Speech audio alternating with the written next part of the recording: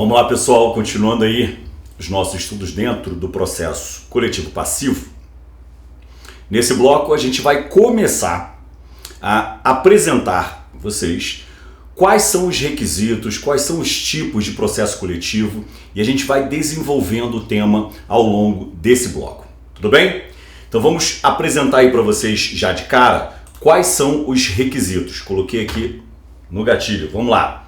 Os requisitos para os processos coletivos são esses que eu vos apresentei. Quero trabalhar, é claro, existe o primeiro requisito que ele é óbvio, volta aqui para mim, volta para mim. O primeiro requisito que eu repito é óbvio, que a gente já viu no bloco anterior, para que eu possa afirmar a existência de um processo coletivo passivo, é claro e evidente que tem que ter uma coletividade no polo passivo. Eu não posso trabalhar uma ação coletiva passiva, um processo coletivo passivo, sem que uma coletividade figure no polo passivo.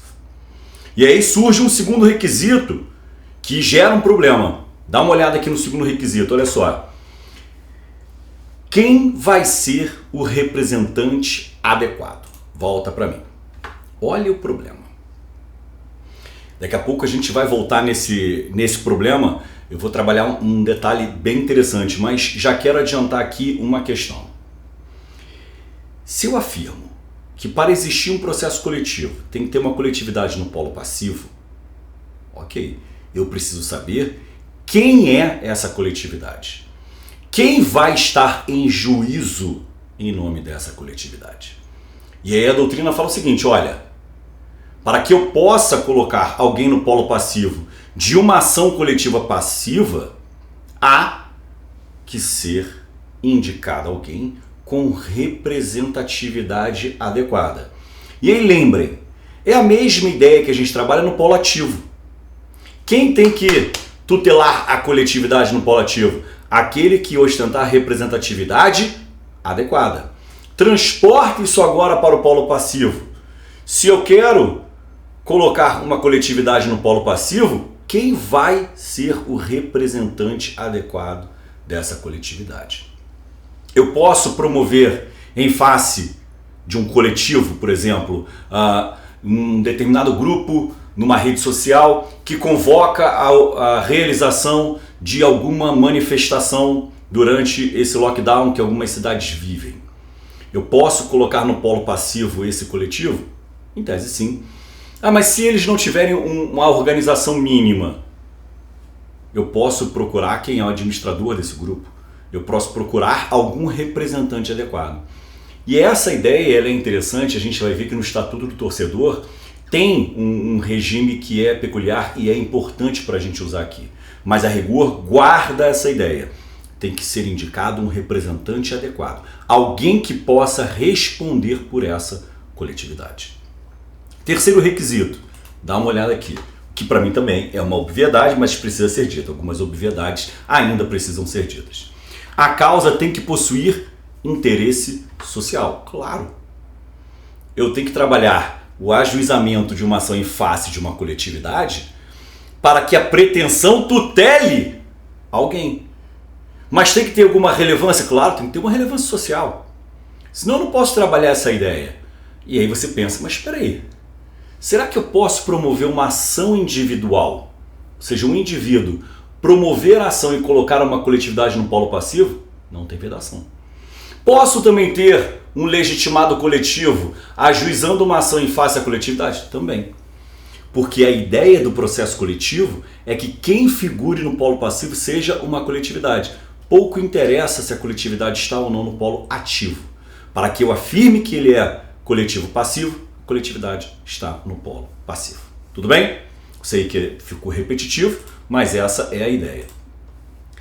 Tirando, obviamente, essa questão que eu acabei de falar da coletividade, eu vou separar aqui esse item. Ação duplamente coletiva. Vejam que tem duas nomenclaturas que também são importantes, mas qual é a questão subjacente conceitual? Eu já falei para vocês no bloco anterior. Ação duplamente coletiva ou processo duplamente coletivo, eu vou encontrar duas coletividades, uma no polo ativo e outra no polo passivo. Simples assim. É essa que é a ideia da ação duplamente coletiva. Tranquilo? Não tem muitos pormenores aqui não. Vamos lá, próximo item. Vou colocar aqui no gatilho para vocês. O que os autores, e aí vale a pena você estudar esse tema também, seguindo as lições do Fred Dier, porque ele trata desse seguinte tema aqui, ó. Situação jurídica passiva. Na visão dele, e eu concordo com a visão dele, para que exista um processo coletivo passivo, tem que ter uma situação jurídica passiva. Vejam, qual é a ideia da situação jurídica passiva? Mal comparando, é a mesma ideia que a gente estuda na ação coletiva ativa. O que eu quero mostrar aqui? Para que eu possa afirmar a existência de um processo coletivo passivo,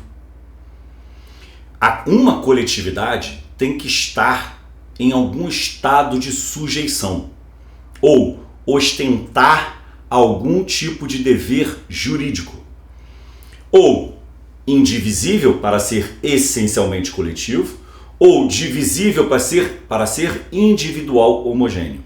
Então por isso que eu falei mal comparando com a ação coletiva ativa.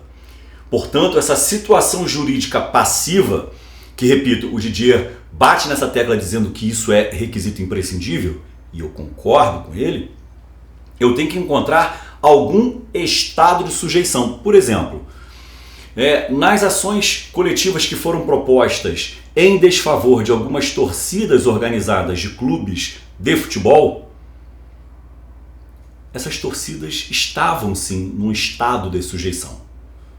Havia sim um dever jurídico delas. Portanto, havia subjacente uma situação jurídica passiva. Esse é um ponto nodal, porque normalmente quando a gente estuda, eu já falei isso no bloco anterior, normalmente quando a gente estuda a ação coletiva, a situação jurídica ela é ativa. Ou seja, eu trabalho sempre com a coletividade no polo ativo. Aqui a gente vai inverter essa lógica.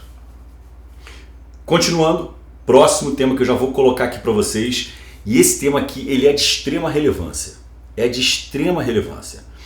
Porque não só sob o aspecto meramente conceitual, porque tem conceitos aqui que são relevantes, como também aspectos práticos para que a gente possa trabalhar.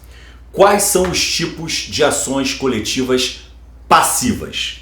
Quais são os tipos ou modalidades de ações coletivas passivas?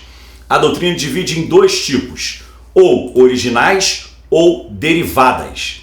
Então, ou você vai trabalhar com as ações coletivas passivas originais ou com as ações coletivas passivas derivadas. E é simples diferenciá-las. Daqui a pouco eu vou mostrar para vocês. Qual é a ideia da chamada ação coletiva passiva originária? Nada mais é do que ação coletiva que já desde o início da relação jurídica processual contém uma coletividade no polo passivo. Ou seja, inicialmente, originariamente, a ação coletiva já inseriu no polo passivo uma coletividade. Por isso que se chama de ação coletiva passiva original. Tranquilo? Ou seja, não tem nenhum processo anterior. Dá uma olhada aí, que eu resumi para vocês nesse slide. Então, esse é o tipo de ação coletiva passiva que até o momento a gente trabalhou. Essa ideia de você promover diretamente, volta para mim, uma ação coletiva passiva. Agora, vou mostrar para vocês aqui o segundo tipo, que é a chamada derivada. Ação coletiva passiva derivada. Como o próprio nome vai supor. E esse estalo a gente tem que começar a ter no que tange algumas nomenclaturas, porque algumas nomenclaturas decorrem logicamente de seus conceitos. Vejam, ação coletiva passiva derivada significa que a ação coletiva derivou de uma outra relação jurídica processual. Ou seja, já existia uma ação em curso ou uma relação jurídica processual em curso, e no bojo dessa relação jurídica processual foi ajuizada uma ação coletiva passiva. Olha isso. Vejam se não é exatamente o que eu coloquei.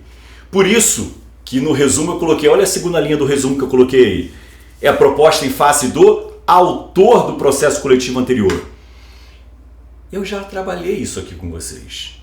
Basta você imaginar uma ação rescisória proposta no bojo de um processo coletivo, embargos à execução, embargos de terceiro, ação de anulação de termo de ajustamento de conduta e por aí vai. Vejam, eu tenho uma relação jurídica processual, em decorrência dessa relação jurídica processual surge uma ação que coloca a coletividade no polo passivo, mas é a coletividade que originariamente figurou no polo ativo. Exemplo, o Ministério Público promoveu a execução de um termo de ajustamento de conduta que foi celebrado no bojo de um inquérito civil. Então, repito, o Ministério Público promoveu a execução de um termo de ajustamento de conduta que foi celebrado no bojo de um inquérito civil. Ok? Pois bem, qual é o detalhe aqui? No bojo dessa execução, que vai ser uma execução por título executivo extrajudicial, portanto é um processo autônomo de execução, o devedor foi citado e ofereceu embargos. O autor foi citado e ofereceu embargos. Os embargos não têm natureza de processo incidente? Sim. Quem vai figurar no polo passivo desses embargos? O Ministério Público? Sim. Mas o Ministério Público está defendendo interesse próprio? Não. Ele está defendendo interesse da coletividade. Portanto, o substituído é a coletividade. Entenderam? Se a coletividade figura no polo passivo, estamos diante de um processo coletivo passivo. Mas ele é original? Não. Ele deriva de um outro processo coletivo que estava em curso. Tudo bem? E aí eu separei aqui um tema que é interessantíssimo. Muita gente, inclusive, já me procurou para saber o que é isso, porque eu, por exemplo, na minha atuação funcional, já fui instado a me manifestar em uma ação como essa. Inclusive, eu cheguei a colocar na minha peça que não existe direito adquirido à lesão ao meio ambiente. Vou mostrar por quê. Olha só. É a chamada ação coletiva ativa reversa. Ação coletiva ativa reversa. Vamos lá. Vou começar com um exemplo. E dentro desse exemplo, vocês vão começar a construir o próprio conceito. Imaginem que um determinado empreendedor queira instalar um empreendimento em uma determinada comarca, uma comarca litorânea, que até então era intocada, não havia turismo predatório. Esse empreendedor deseja instalar ali um determinado empreendimento, um resort naquele local. Só que antes de fazer qualquer coisa, ele já promove uma ação judicial postulando a declaração de inexistência de qualquer dano ambiental. Então ele promove uma ação requerendo que o órgão jurisdicional daquela comarca reconheça, declare que não há qualquer risco ao meio ambiente. Ou seja, ele busca, a rigor, uma certificação ambiental. Ele promove, por exemplo, essa ação e coloca o município no polo passivo. Isso é uma ação coletiva? Alguns autores falam em uma ação coletiva ativa reversa ou um processo coletivo de emboscada, como querem alguns. Por quê? Olha só um cuidado. Eu não posso falar que isso é um processo coletivo passivo. Não posso afirmar isso. Porque não existe uma situação jurídica passiva. Ou seja, o réu dessa ação, no caso o município, não se encontra em um estado de sujeição. Ele não se encontra com a ostentação de um dever jurídico. Daqui a pouco vocês vão entender por que é um processo coletivo de emboscada. Vou mostrar para vocês. Vejam, a rigor, inclusive já até contei isso para vocês, numa comarca que eu atuei, eu coloquei isso. Não existe direito adquirido ao dano ambiental. Então ele não pode obter uma certificação ambiental judicialmente falando. Ele pode até questionar a não concessão de uma licença. Agora ele não pode fazer isso. Isso tem que ser inadmitido. Tudo bem. Na forma do artigo 19 do CPC eu posso ajuizar uma ação meramente declaratória. Claro. Mas ele está querendo criar um processo de emboscada. Eu vou mostrar por quê. Então vamos lá. O que vem a ser a ação coletiva reversa? Então você busca a declaração de que não existe uma situação jurídica coletiva. E aí olha o que eu coloco aqui para vocês. Por que a gente fala em processo de emboscada ou ação coletiva às avessas? Porque essa é uma ação proposta contra os interesses da coletividade. Essa não é uma ação proposta para a tutela da coletividade. Ela não é uma ação proposta para proteger um direito coletivo. Ao contrário, ao reverso, perceba o nome. Ao reverso, é uma ação coletiva proposta contra um direito coletivo, contra os interesses da coletividade. Por isso que se chama de processo coletivo de emboscada. A ação coletiva reversa. Por isso que a doutrina gosta de trabalhar esse nome. Ficou clara aqui a ideia? Então guarda essa nomenclatura porque ela é importante. Tranquilo? Próximo ponto.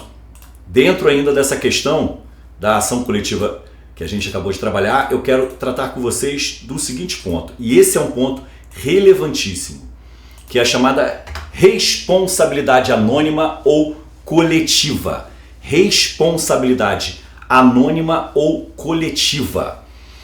Vamos lá. Imaginem os senhores que uma determinada coletividade, pode ser um grupo, pode ser um movimento, que seja, uma determinada coletividade se reúne e dentro dessa coletividade, por ingerência dos seus membros, por decisão dos seus membros, o que seja, ocorre um dano à coletividade. Ou seja, esse grupo coletivo praticou um ato que gerou algum ilícito, gerou algum dano. Quem eu vou responsabilizar? Aí que vem a chamada responsabilização anônima ou coletiva. Posso responsabilizar a coletividade organizada? Por exemplo, a torcida organizada, quem convocou a manifestação, quem organizou a invasão a um prédio público. Por exemplo, teve um caso muito interessante na UNB, em que o movimento estudantil ingressou, invadiu o prédio, um determinado prédio, acho que foi da reitoria da UNB. Quem que eu vou responsabilizar por aqueles danos? Vou responsabilizar a União Estudantil, o Grêmio Estudantil, não sei qual foi o organizador, estou aqui trabalhando só com uma hipótese. Posso responsabilizar o Grêmio Estudantil? Se determinados servidores, isso já aconteceu em algumas cidades, se determinados servidores se unem, invadem o prédio da prefeitura e depredam esse prédio, quem eu responsabilizo se eu não conseguir responsabilizar individualmente? Posso responsabilizar o sindicato? Essa aqui é uma discussão interessante. Porque quando eu tenho uma coletividade bem definida, fica fácil você responsabilizar. É o que se chama de responsabilidade anônima ou coletiva. Eu posso responsabilizar essa coletividade organizada. Agora, perceba o próximo problema que eu vou colocar aqui para vocês. Olha só.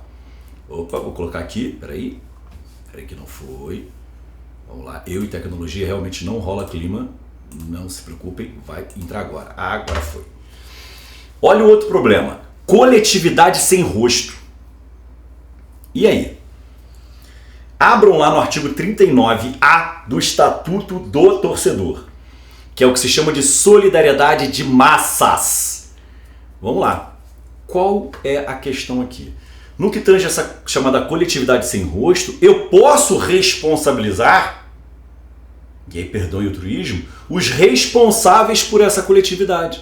É exatamente essa ideia. Eu posso promover a ação em face das coletividades sem rosto, das coletividades identificadas. O que são coletividades identificadas? Associações, grêmios estudantis, diretórios acadêmicos, sindicatos, tudo que eu posso identificar exatamente. Agora, existe coletividade sem rosto. Por exemplo, uma multidão que se reuniu às vezes de maneira de inopino, de maneira surpreendente, e aí? Quem eu responsabilizo? Pô, eu posso encontrar uma liderança ali, um cara que chegou no grupo do WhatsApp e falou, vamos organizar isso aqui, vamos fazer aquilo ali. Essa que é uma discussão prática interessante no processo coletivo. Quem eu vou responsabilizar? Eu não posso afirmar que eu não vou responsabilizar ninguém, porque senão eu estou transferindo os ônus desses atos para as vítimas, o que é equivocado. Do ponto de vista da responsabilidade civil, é equivocado. Se a gente pegar um dos maiores civilistas sobre o tema, que é o Sérgio Cavalieri Filho, ele fala de coletividade sem rosto. Ele fala, eu tenho que responsabilizar alguém. E aí o 39A do Estatuto do Torcedor, que faz parte do microsistema da tutela coletiva, portanto pode ser utilizado nas demais ações coletivas, eu posso resolver esse problema totalmente baseado nesse artigo 39A. Tudo bem? Então vamos lá. Próximo ponto, que a rigor é o nosso último ponto, que é o último ponto que eu vou bipartir aqui. Qual é uma discussão que a gente debate na doutrina sobre isso? Vou colocar aqui no gatilho. Qual vai ser o procedimento utilizado para o processo coletivo passivo? Qual vai ser a regra de competência? Essa discussão toda, ela é resolvida pela doutrina com uma solução bem simples. Olha aqui. Basta você aplicar subsidiariamente as normas que regulam o processo coletivo ativo. Então vejam que para você resolver essas questões rituais, procedimentais, lembrando que o processo coletivo passivo é um processo coletivo, eu vou aplicar subsidiariamente as normas processuais que já existem, que eu já conheço. Agora, por exemplo, no projeto para o Código de Processo Coletivo, a gente vai ver que o legislador, pelo menos a ideia do autor intelectual, é separar. Vai ter um capítulo para as ações coletivas ativas e um capítulo para as ações coletivas passivas. Mas vejam, eu estou trabalhando de lege ferenda. Eu vou aplicar o microsistema, não tem vedação para isso. Tudo bem? E aí, diante disso, surge a principal polêmica. Dá uma olhada aqui. Como que eu vou aplicar as regras de coisa julgada? Como que eu vou aplicar as regras de coisa julgada? E esse é um desafio interessante. Eu já até separei para vocês, volta aqui para mim. E esse é um desafio interessante porque esse projeto que eu fiz referência, ele traz regras que a doutrina critica. E eu dei uma olhada no projeto, realmente tem algumas regras ali de coisa julgada que ficam difíceis de você aplicar na prática. Por exemplo, tem regras ali que não vão gerar o reflexo na esfera jurídica dos membros da coletividade. Então, para que eu vou obter uma tutela jurisdicional se eu não vou poder efetivá-la na prática? Não faz o menor sentido. E aí, eu me arvoro aqui nas lições do Fred Dier, eu concordo com ele, que eu vou aplicar as seguintes regras de coisa julgada. Dá uma olhada aqui. Se for uma situação jurídica passiva difusa, coletiva passiva difusa, eu vou usar a imutabilidade pro et contra e erga omnes. Opa, qual é a diferença aqui? Eu não vou aplicar aquela imutabilidade condicionada, hein? Aqui no processo coletivo passivo, se for uma situação jurídica passiva coletiva difusa, eu vou aplicar a imutabilidade incondicionada. Qualquer que seja o resultado dessa demanda coletiva passiva, os membros da coletividade serão atingidos. Ok? E a eficácia erga omnes. Beleza. Vamos lá. Se for coletiva em sentido estrito, a eficácia subjetiva é outra parte. Igualzinho lá no processo coletivo ativo. Agora, no que tange ao modo de produção, volta aqui para mim. No que tange ao modo de produção, novamente, eu trago a ideia do processo individual. O regime jurídico modo de produção é incondicionado. Qualquer que seja o resultado do processo, os membros da coletividade que figuram no polo passivo serão atingidos. Tranquilo? E por fim, se for Situação jurídica coletiva individual homogênea continua sendo o erga omnes, é aquela mesma eficácia subjetiva, só que aqui eu vou usar a imutabilidade condicionada. Razão para isso. Porque na situação jurídica passiva coletiva individual homogênea, o direito material ele é divisível. Então só faz sentido atingir os membros se for procedência. Se for improcedência, não. Porque eles vão poder promover, eventualmente, ações próprias. Tudo bem? Então fiquem atentos a essa questão. Esse tema é um tema, de certa forma, novo no que tange a essa regulamentação da forma que eu apresentei. Por exemplo, o Fred Gier abre um capítulo só sobre o processo coletivo passivo. Há autores que não fazem qualquer referência ao processo coletivo, simplesmente tratam da ação coletiva no capítulo legitimidade, que foi a minha opção. Eu trouxe essas questões que a gente também estudou aqui, mas eu trouxe dentro do capítulo da legitimidade. Mas vejam, o importante é você saber esse tema e estudar esse tema. Tudo bem? Então ficamos por aqui. Até um próximo encontro. Bons estudos!